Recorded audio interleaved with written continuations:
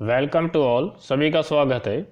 आज हम कक्षा 12 इतिहास अध्याय 2 भारतीय इतिहास के सारणी पृष्ठ पर आधारित अति लघुरात्मक प्रश्नों का अध्ययन करेंगे।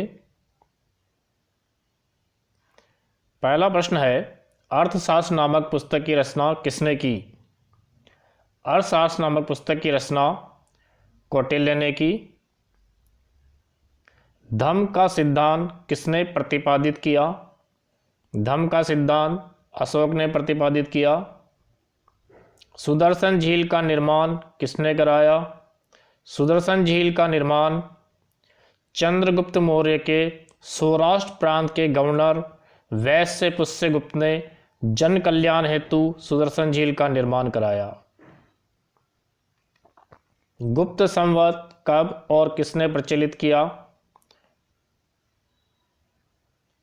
319-320 ईस्वी में चंद्रगुप्त प्रथम ने प्रचलित किया।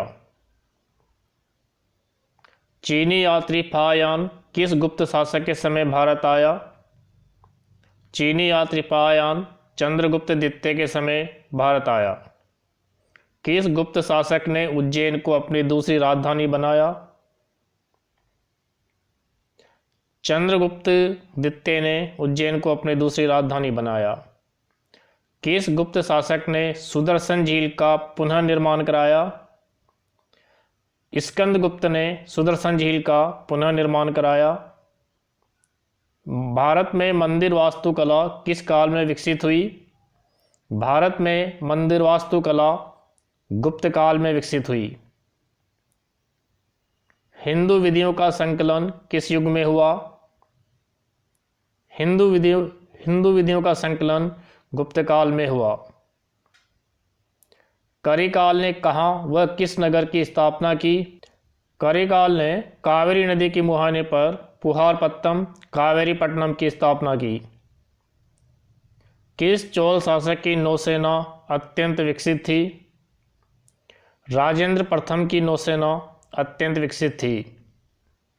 किस चोल शासक ने और क्यों गंगे कौन चोल की उपाधि धारण की? गंगा घाटी के अभियान की सफलता पर राजेंद्र प्रथम ने गंगे कौन चोल की उपाधि धारण की। गुप्त काल में कौन से कर प्रचलित थे? गुप्त काल में भाग, भूमि की उपज से प्राप्त होने वाला कर, भोग, फल सब्जियों के रूप में दिए जाने वाला कर, ऊपरी कर एवं उद्रंग भूमि कर। चीनी यात्री फायान ने भारत यात्रा कब की थी? चीनी यात्री फायान ने 399 ईस्वी से 414 ईस्वी तक भारत की यात्रा की थी। सांख्य कारिका तथा प्रमाण समुच्चय की रचना किनकी थी? सांख्य कारिका की रचना ईश्वर कृष्ण ने तथा प्रमाण समुच्चय की रचना दिंगनांग ने की थी। हरिसेन कौन था? हरिसेन प्रयाग प्रशस्ति का रचयिता तथा समुद्रगुप्त के दरबार का प्रसिद्ध कवि तथा एक उच्चाधिकारी था। चंद्रगुप्त द्वितीय द्वारा अपनी स्थिति को सुदृढ़ करने के लिए किए गए वैवाहिक संबंधों का उल्लेख कीजिए। नागवंश की कन्या कुबेर नागा से विवाह, प्रभावती गुप्त का विवाह वाकाटक नरेश रुद्रसेन द्वितीय से किया। उसने अपने एक पुत्र का विवाह कदम वंश की राजकुमारी से किया। किन पड़ोसी विदेशी राज्यों ने भयभीत होकर समुद्रगुप्त से मैत्री प्राप्त की? देवपुत्र शाही, सहानुशाही, शकमुरुंड, सिंगल द्वीपवासी तथा सर्वद्वीपवासी। पड़ोसी विदेशी शासकों ने किन शर्तों पर समुद्रगुप्त का मैत्री प्राप्त की? आत्मनिवेदन, कन्योपायन, दान, गरुत्मंदक। ब्रह्मगुप्त द्वारा रचित ग्रंथों के नाम लिखिए।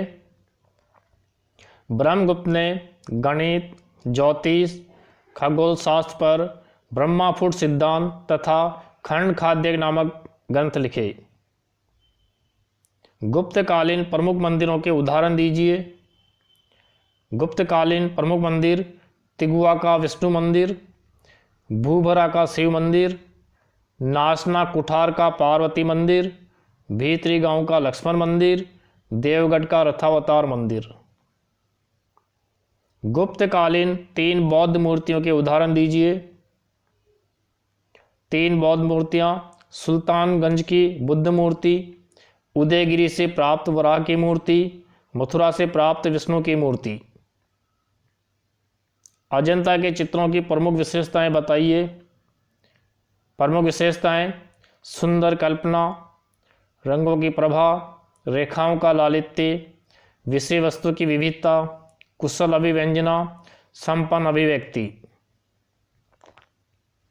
किस शासक को भारत का नेपोलियन कहा जाता था? समुद्रगुप्त को भारत का नेपोलियन कहा जाता था। शुंग वंश का संस्थापक कौन था? शुंग वंश का संस्थापक पुष्यमित्र शुंग था। चंद्रगुप्त मौर्य घनानंद को पराजित कर सिंहासन पर कब बैठा? 322 ईस्वी पूर्व। बिंदुसार के शासनकाल में भेजे गए 2 विदेशी राजदूतों के नाम बताइए। डायमेकस, डायोनिसस। अभिलेखों में अशोक को किन 2 नामों से संबोधित किया गया है? देवानाम प्रिय, देवानाम प्रियदर्शी। अशोक द्वारा बसाए गए 2 नगरों के नाम लिखिए। अशोक द्वारा बसाए गए 2 नगर श्रीनगर और ललितपत्तन। अशोक ने कलिंग पर कब आक्रमण किया? 261 ईस्वी पूर्व में। मौर्य प्रशासन के शीर्षस्थ अधिकारी कितने थे? इन्हें क्या कहा जाता था? शीर्षस्थ अधिकारी 18 थे। इन्हें तीर्थ कहा जाता था। मौर्यों के समय नगरों के प्रबंध के लिए 5-5 सदस्यों की कितनी समितियां बनी हुई थी? 6 समितियां बनी हुई थी। मौर्यों के समय गुप्तचरों की कौन सी 2 संस्थाएं प्रचलित थी? संस्था और संचारा। मौर्यों के शासनकाल में कौन से 2 न्यायालय प्रचलित थे? मौर्यों के शासनकाल में 2 न्यायालय प्रचलित थे, धर्मस्थीय, कंटक शोधन। गुप्त साम्राज्य का संस्थापक कौन था? गुप्त साम्राज्य का संस्थापक श्रीगुप्त था। प्रयाग प्रशस्ति के रचयिता कौन थे? प्रयाग प्रशस्ति के रचयिता हरिसेन। समुद्रगुप्त को भारत का नेपोलियन किस इतिहासकार ने कहा है? Doctor V.A. स्मिथ। गुप्त वंश के किस शासक ने हूणों को पराजित किया? स्कंदगुप्त ने। स्कंदगुप्त ने सौराष्ट्र में किसे गवर्नर नियुक्त किया? कर्णदत्त को। गुप्त चित्रकला के सर्वोत्कृष्ट उदाहरण कहाँ से मिलते हैं? अजंता व बाघ की गुफाओं से। अजंता की गुफा संख्या 17 से प्राप्त प्रसिद्ध चित्र का नाम लिखिए। माता और शिशु। शूद्रक और विशाखदत्त की रचनाओं के नाम लिखिए। शूद्रक ने मत्स्यकटिकम तथा विशाखदत्त ने मुद्रा राक्षस की रचना की। कालिदास द्वारा रचित 2 नाटकों के नाम लिखिए। कालिदास द्वारा रचित 2 नाटक मालविकाग्निमित्रम और अभिज्ञान शाकुंतलम। चोल वंश के 2 प्रतापी शासकों के नाम लिखिए। चोल वंश के 2 प्रतापी शासकों के नाम लिखिए।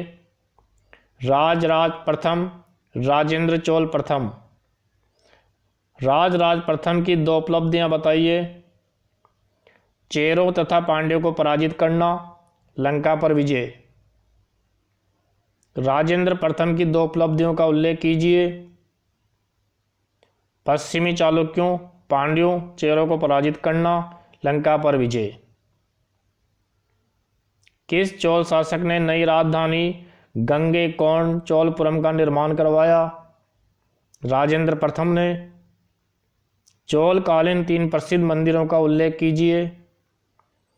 बृहदीश्वर मंदिर, गंगैकोंडचोलपुरा मंदिर, कोरंगनाथ का मंदिर।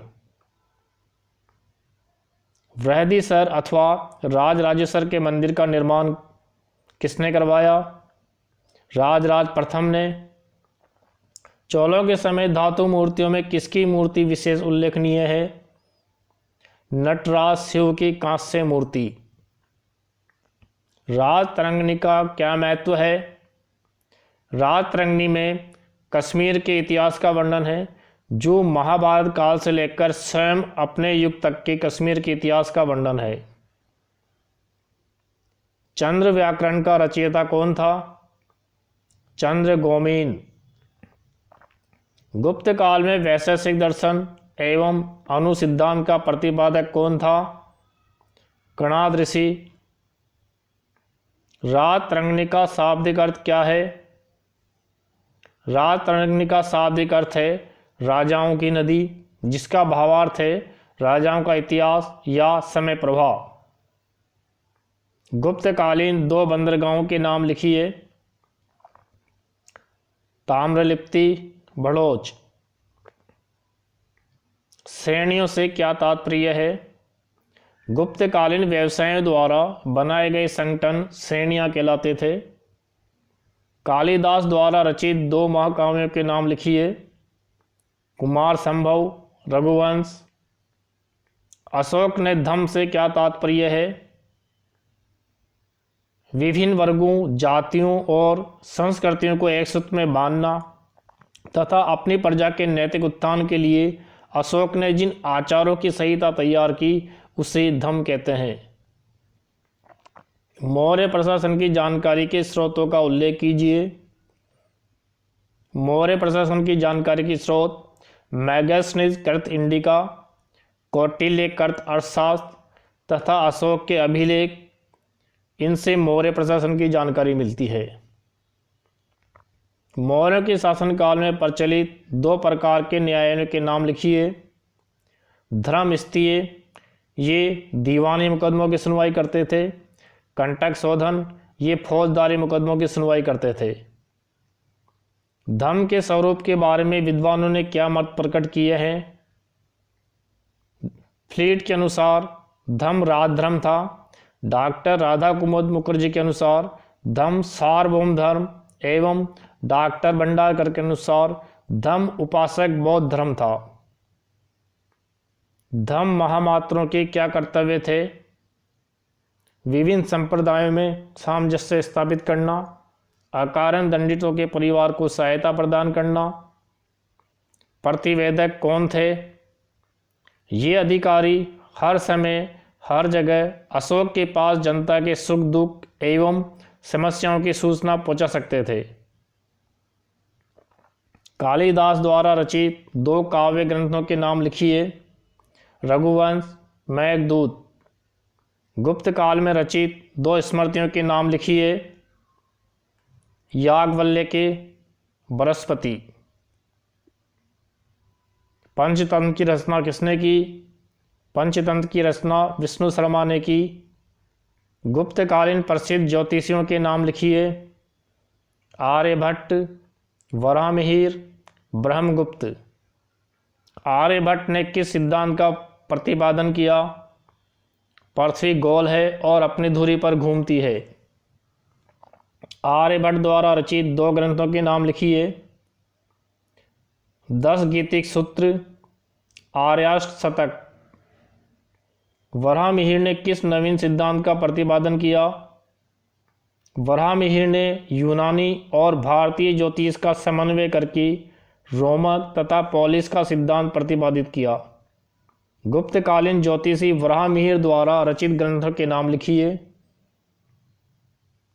ये ग्रंथ हैं पंच सिद्धांतिका, वृहत संहिता, वृहत जातक, लघु जातक। ब्रह्मगुप्त ने किस सिद्धांत का प्रतिपादन किया? ब्रह्मगुप्त ने गुरुत्वाकर्षण के सिद्धांत का प्रतिपादन किया। गुप्तकालीन प्रसिद्ध चिकित्सा शास्त्रियों के नाम लिखिए। प्रसिद्ध चिकित्सा शास्त्री वाग्भट्ट, धन्वंतरी, नागार्जुन। गुप्तकालीन रसायन शास्त्र तथा धातु शास्त्र की उन्नति का श्रेष्ठ उदाहरण बताइए। मेहरौली का लौह स्तंभ। वाग्भट ने किस ग्रंथ की रचना की? वाग्भट ने अष्टांग हृदय नामक ग्रंथ की रचना की। गुप्तकालीन 2 चिकित्सा संबंधी ग्रंथों के नाम लिखिए। नवनीतकम, हस्त्यायुर्वेद। पारद का आविष्कार किसने किया?